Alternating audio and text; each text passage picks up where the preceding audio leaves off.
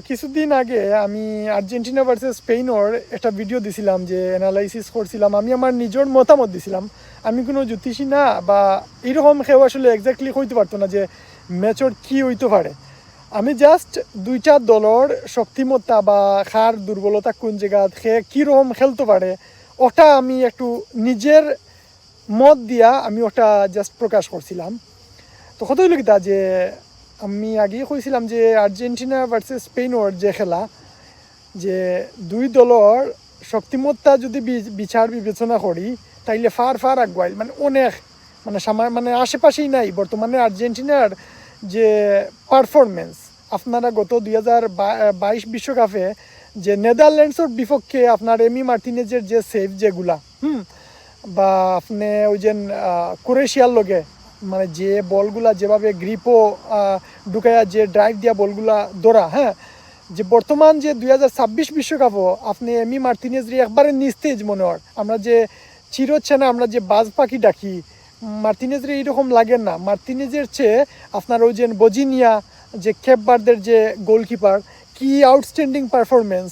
মানে এমি মার্টিনেজরে মনে হয় যে একদম মানে কীরকম লাগে, নিষ্প্রাণ মনে হয়, যে বারের নিচে একদম লাগে গোলপোস্টের নিচে একদম অসহায়ের মতন দাঁড়িয়ে আছে। নাইলে ও দেখা যে মিশরের মতন একটা টিমের লাগে দুইটা গোল হজম করতে হয়েছে, কেপ বার্দের লগেও গোল হজম করতে হয়েছে দুইটা।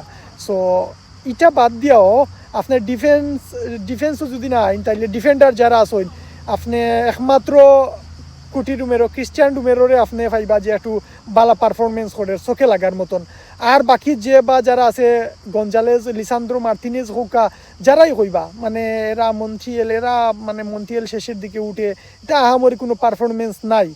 কিন্তু শেষ বিশ্বকাপে আকুইনা যে আসিল কীরকম একটা পারফরমেন্স আমরা দেখছিলাম। এরপরে মিডমাঠ যে দি পাওলের গত বছরের যে পারফরমেন্স বা পারাদেশের গত বছরের পারফরমেন্স, যদিও তারা লাস্ট ম্যাচে তারা বালা খেলছে কিন্তু ইলা চোখও লাগার মতন কোনো পারফরমেন্স নাই। বা স্পেনের যে রদ্রিগো ইতার মানে কাছে যাওয়ার মতন পারফরমেন্স নাই আর্জেন্টিনার দলের। এরপরে গত বছর আপনার লেফট উইঙ্গার আপনার দিমারিয়া, এই বছর আপনার দিমারিয়া নাই। এই যে আলবারেজ হোকা, মানে এরা মানে দিমারিয়ার যে পারফরমেন্স গত বিশ্বকাপে এর মানে 10 ভাগের 1 ভাগও এরা এখন অবধি দিতে পারছে না। আপনি মানুন না মানুন এটা সত্য, মানে আপনারে মানতেইব। তে কত হইল কিতা এই যে স্পেন অনেক আগাইল, তারা অ্যাটাকিং হোকা আপনার মিডমাঠ হোকা আর ডিফেন্স হোকা, হ্যাঁ, তো অনেক আগাইল আর্জেন্টিনার চাইতে। কিন্তু আমি কইতাম না যে আসলে স্পেন জিতবো। স্পেনের যে খেলা খেলছে ফ্রান্সের লগে বা অন্যান্য টিমের লগে যে খেলাটা খেলছে, স্পেনের এই খেলাটা আর্জেন্টিনা খুব ভালো খেলতে পারে। বা স্পেনের লগে আর্জেন্টিনা পারফরমেন্স যদিও অনেকে আসলে ওই যে 6 গোলের ওই যেটা মানে স্কোর লাইনটা সামনে আনবা, এটা ছিল একটা ফ্রেন্ডলি ম্যাচ আর এটা টোটালি ডিফারেন্ট মানে স্টেজ। এই স্টেজও মানে এইরকম একটা পারফরমেন্স হইব এটা আসলে মানিয়ে নেওয়ার মতো না। ব্রাজিল জার্মানের লগে 7 গোল খাইছিল, এটা আসলে মানে এটা কইতে পারেন যে ওই যে আমরা কই না নিজেন খোঁজা বলদ ভর হয়ে গেছে এইরকম। নাইলে এই স্টেজও কোনো দল যত দুর্বল দলের লগে খেলাক না কেন এইরকম মানে স্কোর লাইন আইতে পারে না।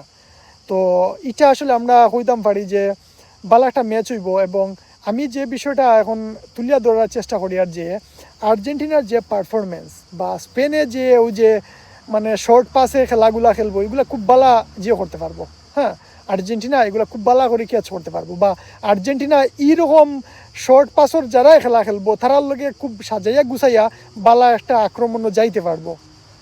আপনি লামিন ইয়ামাল চেয়ে আপনি মানে অনেক গুণ আগে রাখতে হইব মেসির যে গোল মেকিং যে পাস যেগুলো এগুলো আসলে স্পেন এই জায়গাতে অনেক অনেক ফিসাইয়া। যতই আপনি মানে গতি আছে যে আছে যাই হোক, কিন্তু মেসির যে 39 বছর বয়সে মেসি যে পারফরমেন্সটা করে মানে এটা আসলে এক কথায় আউটস্ট্যান্ডিং। এটা আসলে আপনি মানে কোনো ফরওয়ার্ডের দ্বারা মানে এই ওয়ার্ল্ড কাপে যে বা যারা খেলছে এই মধ্য মাঠ নিয়ে আপনি যদি এই মুহূর্তে যদি রদ্রিগোর মতন বা স্পেনের মতন যদি আপনার ডিফেন্স যদি ডিফেন্ডার হল থাকতা তাইলে আমি নিঃসন্দেহে কইলাম মনে যে আর্জেন্টিনা ওয়ার্ল্ড কাপ জিতবো, ব্যাক টু ব্যাক তারা চ্যাম্পিয়ন হইব এইবারও।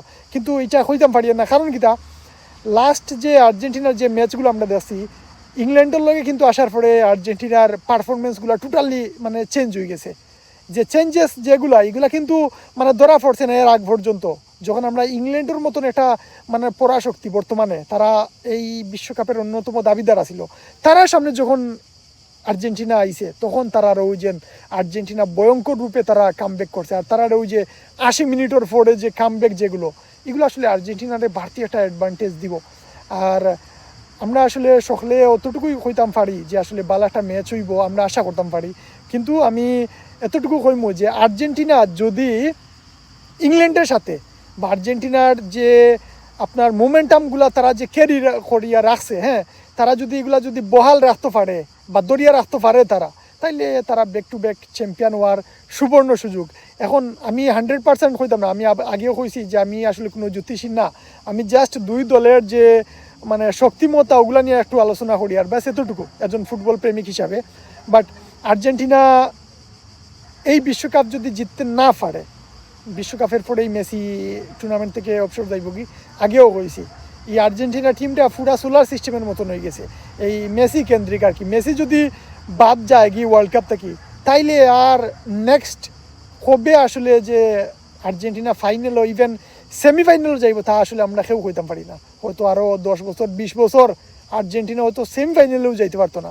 সো আর্জেন্টিনা এটা মানে মানে সবচেয়ে বড় সুযোগ যে ব্যাক টু ব্যাক চ্যাম্পিয়ন হওয়ার এবং 4 স্টার লাগানির।